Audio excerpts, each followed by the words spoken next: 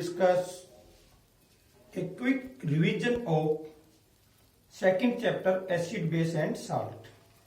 Chemistry का जो topic आता है सीबीएसई बोर्ड के अंदर वो वेरी शॉर्ट क्वेश्चन आंसर पे बेस्ड होता है। यानी कि अगर कोई क्वेश्चन आपका 5 नंबर का भी है तो उसमें आपको 5 क्वेश्चन ऐड हुए मिलेंगे या 4 क्वेश्चन, यानी कि मैक्सिमम कोई क्वेश्चन 1 से 1.5 नंबर, कोई भी सीधा क्वेश्चन 2 या 3 नंबर का नहीं आता है। और इसके लिए हमें क्या करना पड़ता है कि एक एक लाइन, एक एक वर्ड को ध्यान में रखना पड़ता है कि इसका आंसर क्या होगा, ये किस चीज का आंसर है, इसको अंडरलाइन करें, क्या चीज करें। जैसे हम शुरुआत करते हैं, जैसे चैप्टर का नाम ही है, क्या है, एसिड आता है, फिर बेस और फिर साल्ट। हम इस चैप्टर में 3 चीजें पढ़ते हैं, एसिड के बारे में पढ़ते हैं, बेस के बारे में पढ़ते हैं और साल्ट के बारे में पढ़ते हैं। और ये एसिड, बेस और साल्ट, कौन सा सॉल्यूशन एसिडिक होगा, कौन सा बेसिक होगा, इसको बताने के लिए एक चीज और पढ़ते हैं हम, वो पढ़ते हैं इंडिकेटर। इंडिकेटर जो पढ़ते हैं, इंडिकेटर 2 तरह के, नेचुरल, मैनमेड। नेचुरल है, मैनमेड है, वो हमें बताएगा एसिड है या बेस है या कोई चीज साल्ट है। फिर इससे ऊपर हम एक और पढ़ते हैं पीएच स्केल। ये जो इंडिकेटर हैं ये हमें सिर्फ बताते हैं कि गिवन सॉल्यूशन हमें एसिडिक है या बेसिक है, उसकी स्ट्रेंथ कितना है, स्ट्रॉन्ग है, वीक है, वो हमें ये नहीं बता पाते हैं। इसके लिए हम पीएच स्केल और यूनिवर्सल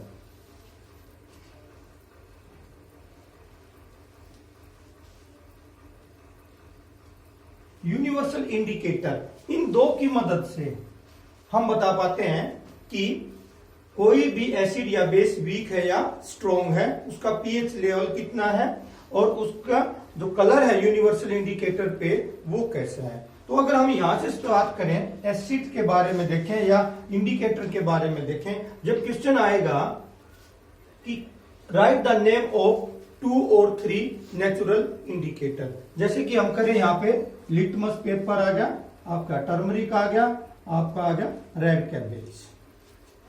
अगर हम देखें मैनमेड के हिसाब से देखें तो मैनमेड के हिसाब से आ गया आपका फिनोप्थेन आ गया और मिथाइल ऑरेंज आ गया।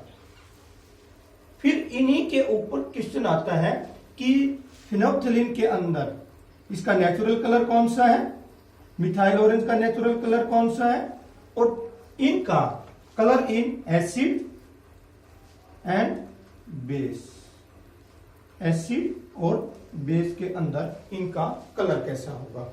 इसके ऊपर क्वेश्चन आते हैं कि इनका नेचुरल कलर कौन सा है, एसिड में कैसा कलर देगा, बेस में कैसा कलर देगा, और ऐसा ही मिथाइल ऑरेंज के बारे में, और ऐसा ही ये नेचुरल जो इंडिकेटर है इनके बारे में क्वेश्चन आ जाएगा। तो हम एक एग्जांपल लेते हैं, लिटमस पेपर जो है वो एसिड में कैसा कलर देते हैं, ब्लू टू रेड, और बेस में रेड टू ब्लू। तो ये यहाँ पे इनके ऊपर भी क्वेश्चन जो आते हैं वो इसी प्रकार के क्वेश्चन आते हैं। फिर आते हैं कुछ हमारे ओल्फैक्टरी इंडिकेटर क्या होते हैं। क्वेश्चन आ सकता है कि ये इंडिकेटर है तो इसमें ओल्फैक्टरी जो इंडिकेटर बनेंगे वो क्या है, और फॉर एग्जाम्पल हम किस किस का इस्तेमाल करते हैं, ओनियन और वेनिला, उनकी जो ओल्फैक्टरी यानी गंधीय सूचक, गंध के द्वारा ये पता लगाना कि गिवन सॉल्यूशन इज एसिडिक और बेसिक, तो उसका हम पता लगाते हैं ओल्फैक्टरी इंडिकेटर से। जब ये सारे इंडिकेटर ये चीज हो जाएंगी ओल्फैक्टरी वगैरह, फिर हम अपने एसिड वाले टॉपिक पे आते हैं। अब एसिड पे कौन कौन से क्वेश्चन पूछे जा सकते हैं वो एक बार हम डिस्कस करते हैं। जो एसिड के क्वेश्चन है, आपके एसिड के जो क्वेश्चन पूछे जाएंगे,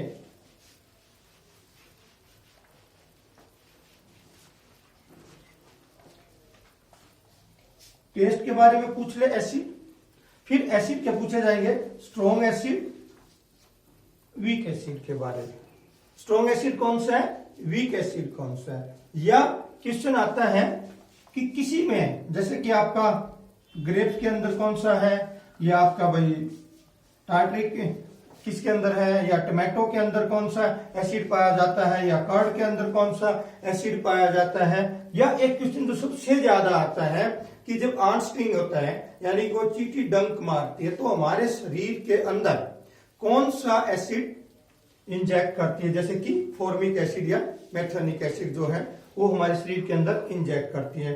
फिर उसकी रेमेडी क्या है, रेमेडी का मतलब क्या होता है, उपचार क्या है, उसका उपचार कैसे करना है, हमें वो चीज का ध्यान रखना है हमें।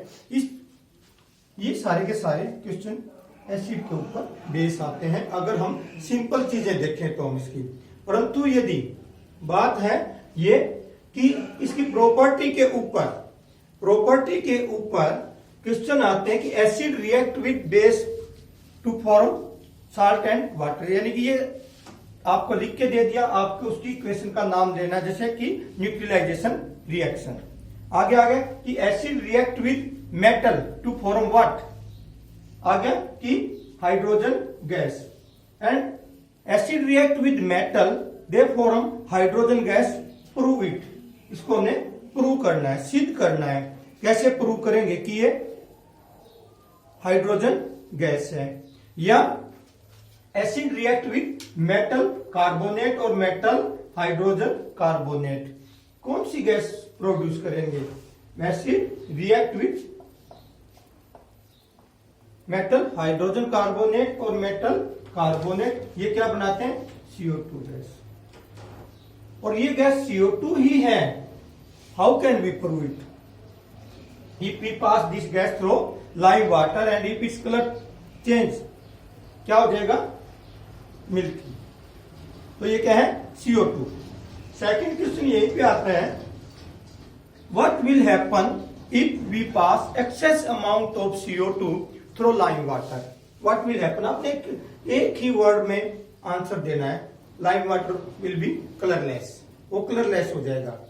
तो ये जो वेरी शॉर्ट क्वेश्चन है, अब तो कितने सारे 10 से 20 क्वेश्चन हमने यहाँ पे डाले हैं, एक एक हर बार नोट्स में आता है, हर बार आपके एक्सरसाइज क्वेश्चन में आता है, इन टेक्स्ट के क्वेश्चन में आता है, परंतु हम इनको इग्नोर कर जाते हैं। और जब हम एक सैंपल पेपर खरीद के लाते हैं बाजार से, फिर उसमें वेरी शॉर्ट मिलते हैं। परंतु यदि आप अभी से इस चीज पे ध्यान दो कि हमें तो ये वेरी शॉर्ट ऐसे ही करने हैं। अब इसमें एक चीज आती है एसिड के बारे में कि एसिड के अंदर कॉमन क्या है। Acid, all acid form hydrogen ions, जिसको हाइड्रोनियम आयंस भी बोलते हैं, H पॉजिटिव आयंस बनाएंगे। जब तक किसी भी एसिड को अगर हम एक्वस के रूप में लेके आते हैं, सॉल्यूशन के रूप में आते हैं, और उसमें H पॉजिटिव आयंस नहीं बनते हैं, तो वो एसिडिक बिहेवियर शो नहीं करेगा। जैसे आप कहे कि ड्राई HCl वाला केस आता है कि dry HCl do not show acidic behaviour in the absence of water. जब तक वाटर के साथ ये ऐड नहीं होगा तो ये क्या है, हाइड्रोजन आयंस का फॉर्मेशन नहीं होगा, और फॉर्मेशन नहीं होगा तो ये क्या है, एसिडिक बिहेवियर शो नहीं करती है। फिर क्या है, इसी चीज के ऊपर सारी की सारी ये चीजें बेस पे भी लागू होती है। बेस भी क्या है, बीटर टेस्ट है, गुड कंडक्टर ऑफ इलेक्ट्रिसिटी है, अगर लिटमस पे देखें तो रेड टू ब्लू कन्वर्ट करते हैं। और कुछ एक चीजें जो हैं बेस की भी, कि neutralization reaction, acid react with base या base react with acid, they form neutralization reaction. उसके बाद इनमें कॉमन क्या है, बेस के अंदर बेस जो कराते हैं वो क्या है, OH negative ion, hydroxide ions बनाते हैं when they dissolve in water. और यहां पे इस चैप्टर के अंदर जो हम बेस पढ़ रहे हैं, सारे के सारे जो बेस हैं वो वाटर सोल्यूबल बेस हैं, नोन एज एल्कलाइज। एल्कलाइज कहीं पे आता है चैप्टर के अंदर, या जो बेस का जिक्र है वो सारा का सारा किसके ऊपर है, वाटर सोल्यूबल बेस। इस चैप्टर में जितने भी हैं आपके water soluble base. Weak acid की तरह ही बेस भी क्या है, स्ट्रॉन्ग और वीक, दो तरह के हैं। तो कई बार क्वेश्चन में आता है आपको वीक और स्ट्रॉन्ग दोनों एक साथ दे देते हैं, तो आपको फाइंड आउट करना है इसमें वीक कौन सा है और स्ट्रॉन्ग कौन सा है। अब वीक और स्ट्रॉन्ग में जिसके अंदर OH नेगेटिव आयंस ज्यादा बनेंगे, यानी कि फुली आयनाइज हो जाएगा जब वो वाटर में डिजोल्व करेंगे, तो क्या है, वो स्ट्रॉन्ग बेस है। और जो थोड़ा सा आयनाइज होगा, यानी कि थोड़ी मात्रा में आयनाइज होते हैं, तो वो क्या होते हैं, वीक बेस होते हैं। और दोनों ही केस में, एसिड और बेस के केस में ये है, अगर कोई भी फुली आयनाइज हो जाता है, जब हम उसको वाटर में डिजोल्व करते हैं, तो वो स्ट्रॉन्ग बनेगा, और जो पार्शली आयनाइज होता है वो क्या बनेगा, वीक बनेगा। जो भी वीक बेस हो या वीक एसिड हो, हम उनको खा सकते हैं, उनका कोई भी दुष्परिणाम हमारी सेहत के ऊपर नहीं होता है। परंतु अगर स्ट्रॉन्ग एसिड और स्ट्रॉन्ग बेस हमने कोई भी लिया और बाय चांस वो हमारी स्किन से सीधा अटैक कर गया, तो वो हमारे लिए कोरोसिव इन नेचर है, यानी कि वो हमें कोरोड कर देगा कहीं ना कहीं से। जैसे कि हम देखें HCl स्ट्रॉन्ग एसिड है, NaOH स्ट्रॉन्ग बेस है। अब ये स्ट्रॉन्ग एसिड और स्ट्रॉन्ग बेस दोनों ही हमारे शरीर के लिए नुकसानदायक हैं। अगर ये सीधे कंसंट्रेटेड है, प्योर अवस्था में है, और ये हमारे शरीर से टकराए, किसी भी कांटेक्ट में हम इनके में आए, तो ये हमारे शरीर स्किन को जला देंगे। तो कुछ इस तरह के क्वेश्चन आते हैं। फिर हम इन स्ट्रॉन्ग और बेस को कि कैसे हैं, इसके लिए हम इस्तेमाल करते हैं पीएच स्केल का। पीएच स्केल का निर्माण, अब इस पे आता पीएच स्केल है क्या, पीएच, पी फॉर पावर और एच फॉर हाइड्रोजन आयंस की। हाइड्रोजन आयंस की पावर जो होती है उसको शो करता है pH scale, concentration of hydrogen ions की जो है। ये क्या होता है, highest the concentration of hydrogen ions, lowest will be the number on pH scale. PH scale जो हमारा है वो 0 से लेके 14 नंबर तक, और 7 क्या है, न्यूट्रल है। 7 क्या है, उसके ऊपर न्यूट्रल पे आता है। तो यहाँ क्या है, ये सारे बेस है, और ये क्या है, यहाँ पे एसिड है।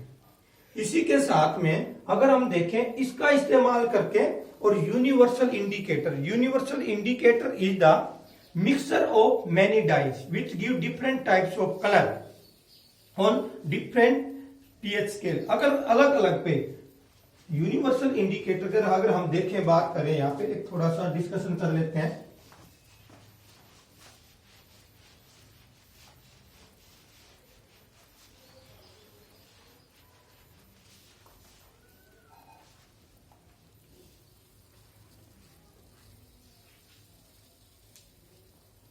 फोर्टीन 7 0, यहाँ पे एसिड और यहाँ पे बेस। तो यहाँ पे इनमें यूनिवर्सल इंडिकेटर में डिफरेंट कलर आते हैं इसके अंदर। अब कलरों को देखें, यहाँ पे डार्क रेड कलर है, और यहाँ पे ग्रीन कलर है, और ये पर्पल कलर है, बिल्कुल सॉरी वायलेट कलर है लास्ट में यहाँ पे आके। तो यहां से जब हम ग्रीन से रेड की, डार्क रेड की तरफ आते हैं, तो यहाँ पे पिंक और येलो कलर है, तो यहां से ब्लू, और फिर यहाँ पे वायलेट कलर पे जाता है। तो ये जो कलर हैं, इन कलर को देख के हम तुरंत अंदाजा लगा सकते हैं कि जो गिवन सॉल्यूशन है, चाहे एसिड हो या बेस हो, पहली बात तो हमें उसका कलर देखते ही हमें पता लग जाएगा कि वो एसिडिक है या बेसिक है। फिर वो स्ट्रॉन्ग है या वीक है, वो भी इसकी मदद से हम पता लगा सकते हैं। अब आपको जो क्वेश्चन आएगा, यहाँ पे कुछ नंबर दे देंगे हम यहां से ऐसे आपको, इनमें बेसिक कौन सा है। अब हमें पता है मोर देन 7 बेसिक। एसिडिक कौन सा है, 3 ही एसिडिक है। स्ट्रॉन्ग एसिड कौन सा है, अब जितना नंबर कम होता जाएगा पीएच स्केल पे, उतना ही स्ट्रॉन्ग। तो यहाँ पे सबसे स्ट्रॉन्ग कौन सा है, 1 नंबर वाला है। तो इस प्रकार से भी क्वेश्चन आते हैं पीएच स्केल पे कि पीएच स्केल है क्या। इसका निर्माण सोरेनसन ने 1909 पे 1909 में बना किया था। यूनिवर्सल इंडिकेटर क्या है, उसकी सिंपल सी डेफिनेशन, किस प्रकार से अगर हमें ये नंबर दे रखे हैं तो हमें कैसे पता लगाना है कि गिवन सॉल्यूशन जो है वो एसिडिक है या बेसिक है, या कोई स्ट्रॉन्ग है या वीक है, वो किस प्रकार से। तो ये जो सारे क्वेश्चन आज हमने एसिड, बेस और पीएच स्केल पे पढ़े हैं। अब पीएच स्केल का डेली लाइफ में किस तरह का इस्तेमाल होता है प्रतिदिन हमारे जीवन में। अब कई बार आपसे पूछा जाता है कि हमारे बॉडी का पीएच कितना है, हम जो टूथपेस्ट इस्तेमाल करते हैं उसका पीएच कितना है, जो आप हमारे घरों के अंदर ये जो है आपको याद रहेगा हो तो sodium hydrogen carbonate baking soda, इसका पीएच कितना है। और हमारा शरीर जो खास पीएच है 7.5 के करीब जो पीएच है हमारे शरीर का, उस पे जो काम करता है।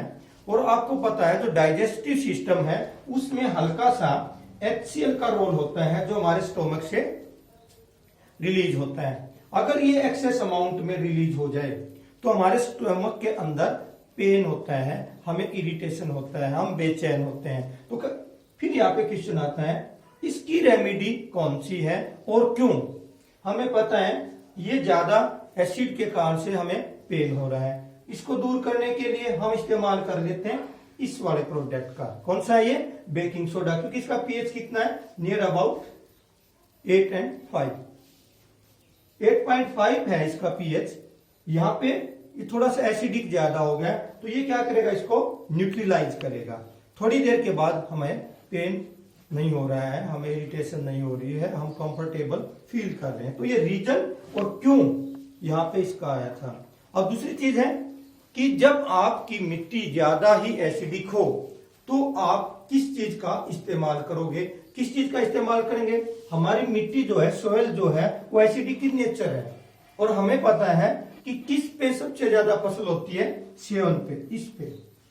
सेवन क्या है, न्यूट्रल। अगर हमारी सोयल न्यूट्रल है तो सबसे ज्यादा फसल होगी उसके ऊपर। और न्यूट्रल करने के लिए फिर हम इसमें क्या करें, ऐसी चीजें डाल दें जो कि बेसिक इन नेचर हो, जैसे कि कैल्शियम कार्बोनेट है, आपका चाक है, जो कैल्शियम ऑक्साइड है, कैल्शियम हाइड्रोक्साइड है, उन चीजों का हम इस्तेमाल करते हैं। तो उसके ऊपर डिफरेंट डिफरेंट क्वेश्चन आते हैं। कई बार ये होता है कि किसी जलाशय के अंदर, किसी सरोवर के अंदर सभी के सभी जो जलीय जीव हैं वो मारे जाते हैं। कारण क्या है इसका, कारण क्या है इसका कि जल के अंदर एसिड की मात्रा ज्यादा हो जाना। ये हमारा कोई तालाब है, अगर इसके अंदर एसिड की मात्रा ज्यादा हो गई, यानी कि एसिडिक रेज होने के कारण ये सारा का सारा जल जो है एसिडिक हो गया है, तो उसके कारण से एक्सेस अमाउंट ऑफ एसिड में be the reason of the death of aquatic animals, सारे के सारे जीवों की मौत का कारण हो सकता है। या फिर आपका आता है नेटल लीफ वाला केस आता है। नेटल लीफ, कुछ पौधे भी इस पीएच का इस्तेमाल करते हैं अपनी सुरक्षा के लिए। अगर नेटल लीफ, नेटल प्लांट्स के पास से आप गए तो उसके लीफ के अगले भाग पे एक कांटा होता है जो हमारे शरीर के अंदर लगा तो हमारे शरीर के अंदर मेथोनिक एसिड इंजेक्ट हो जाएगा, जो उसकी सबसे बढ़िया रेमेडी है, सबसे अच्छी रेमेडी है। उसकी बैक साइड में डॉग प्लांट होता है, डॉग प्लांट उसके बिल्कुल पीछे उगा हुआ होता है, उसी का हमें दूध लगाना होता है उसके ऊपर। तो ये क्वेश्चन आ सकता है कि रेमेडी क्या है नेटल लीफ की, तो वो क्या है, डॉग प्लांट है। आज हमने मेरे ख्याल से 30 से 40 क्वेश्चन छोटे छोटे छोटे छोटे डिस्कस किए हैं। ऐसे ही क्वेश्चन आपके पेपर के अंदर आएंगे और ऐसे ही क्वेश्चन जो अगला अब हम आपका टेस्ट लेंगे, ऑनलाइन टेस्ट जो आएगा, उसको आपने हर एक को अंडरलाइन करके छोटी सी छोटी कोई भी चीज छोड़नी नहीं है। वेरी शॉर्ट में आ सकते हैं या बिल्कुल वन वर्ड आपने आंसर देना है, दोनों में ही। और ये पैटर्न सेम टू सेम आपके फाइनल एग्जाम तक आएगा केमिस्ट्री के अंदर। केमिस्ट्री में 28 नंबर की केमिस्ट्री में लगभग सभी के सभी क्वेश्चन 1 नंबर के, 1 या 2 क्वेश्चन ही 2 नंबर के, नहीं तो सारे के सारे 1 ही नंबर पे बेस्ड होते हैं। ठीक है, पीएच स्केल तक ये हमारा मोस्टली कवर हो गया है, जिसमें 1-1 नंबर के क्वेश्चन आ सकते थे। क्लियर।